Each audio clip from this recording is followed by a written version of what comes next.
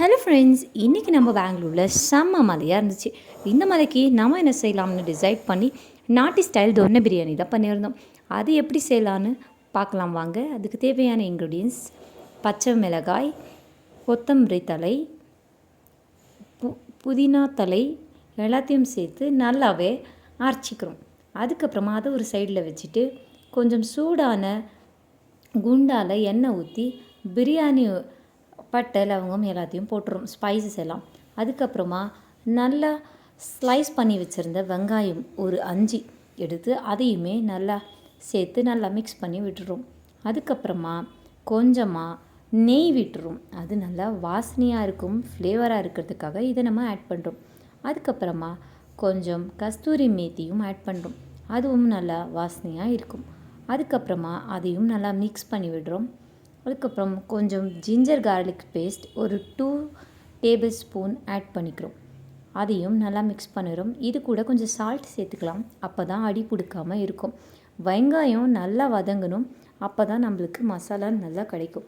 அதுக்கப்புறமா கொஞ்சம் lemon juice add பண்ணி நம்ம கிரைண்ட் பண்ணி வச்சுருந்த பேஸ்ட்டையும் ஆட் பண்ணிக்கலாம். அதுக்கப்புறம் அதையும் மிக்ஸ் பண்ணிவிட்டு கொஞ்சம் மஞ்சத்தூள் ஆட் பண்ணி அதையும் மிக்ஸ் பண்ணிடலாம். கொஞ்சம் தயிர் ஆட் பண்ணிக்கலாம், அதையும் நல்லா மிக்ஸ் பண்ணிடலாம்.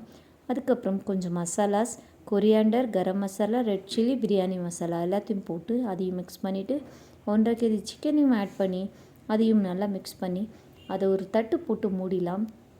அதுக்கப்புறமா திறந்து பார்த்தோம்னா நம்மளுக்கு ஃபுல்லாகவே சிக்கன்லேருந்து தண்ணி வந்து அதுவும் நல்லாவே வெந்திருக்கும். சிக்கனும் மசாலா கூட நல்லா மேரினேட் ஆகிருக்கும். அதுக்கப்புறம் இது கூட நம்ம சோக் பண்ணி வச்சுருக்கிற ஊற வச்சுருந்த அரிசியும் சேர்த்துடலாம். அதுவும் நல்லாவே மிக்ஸ் பண்ணிவிட்டு நாங்கள் இன்றைக்கி ஒரு 3 டம்ளர் அரிசி எடுத்துருக்கோம். இதுக்கு 6 டம்ளர் அரிசி தண்ணியை நீங்கள் சேர்த்துக்கணும். அதுக்கப்புறமா இது சைடில் கொஞ்சம் முட்டையை வேக வச்சிடணும், ஏன்னா முட்டை பிரியாணிக்கு கொஞ்சம் வேணும், நல்லாவும் இருக்கும். அதுக்கப்புறம் தம் எடுத்து பார்த்தோம்னா நம்மளுக்கு அழகான டேஸ்டியான நாட்டி ஸ்டைல் தொன்னை பிரியாணி ரெடி ஆயிடுச்சு. இது கூட கொஞ்சம் நெய்யும் ஆட் பண்ணிக்கலாம், இதுவும் நல்லா ஃப்ளேவராக இருக்கும். நாட்டி ஸ்டைலுக்கு நெய் ரொம்ப முக்கியம். பாயில் பண்ண எக்கை நாங்கள் மசாலா மாதிரி பண்ணியிருந்தோம். இதுதான் நம்ம பிளேட்டிங் பண்ண பிரியாணி. இந்த வீடியோ உங்களுக்கு பிடிச்சிருந்தா லைக், ஷேர், சப்ஸ்கிரைப் பண்ணுங்கள். தேங்க்யூ ஃபார் வாட்சிங்.